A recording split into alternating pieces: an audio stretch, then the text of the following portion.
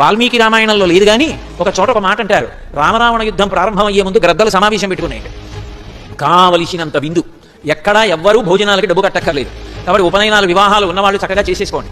కానీ ఒక్కటి మాత్రం నియమం పెట్టుకుందాం, పళ్ళు ఊడిపోయినటువంటి గ్రద్దలు, ఓపికని గ్రద్దలు, హనుమ కొట్టిన వాళ్ళని తినండి. ఎందుకంటే అందులో ఇంకా ఎముకలు అవి ఉండవు, గుజ్జుంటు చక్కగా లేహ్యం తిన్నట్టుగా తీసుకుని తినేసేయచ్చు.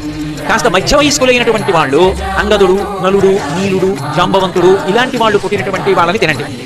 చచ్చే వరకు కొడతారు, ఎముకలు గట్రా విరిగిపోయేటట్టుగా కొట్టి చంపుతారు.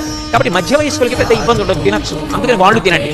ఇంకా యువకులైనటువంటి గ్రద్దలు ఉంటారు, వాళ్ళు మాత్రం బాగా యువకులైనటువంటి వాళ్ళు ఉన్నారు ఆ యుద్ధానికి రామచంద్రమూర్తితో వచ్చినటువంటి వానరాల్లో. అటువంటి వాళ్ళు ఎవరిని చంపారో వాళ్ళు ప్రాణం పోయేటట్టుగా మర్మస్థానం మీద కొట్టు వదిలేస్తారు. వాళ్ళని తినడానికి దంతపుష్టి ఉండాలి. యువకులైనటువంటి గ్రద్దలు తినండి. రాముడు చంపిన రాక్షసులు ఉంటారు, ఎవ్వరూ తినండి. రాముడు చంపిన రాక్షసుల్ని సాయంకాలం పట్టుకొచ్చి అక్కడ పెట్టండి, అందరం కళ్ళకద్దు తిందాం ప్రసాదం అని గ్రద్దలు తీర్మానించారు.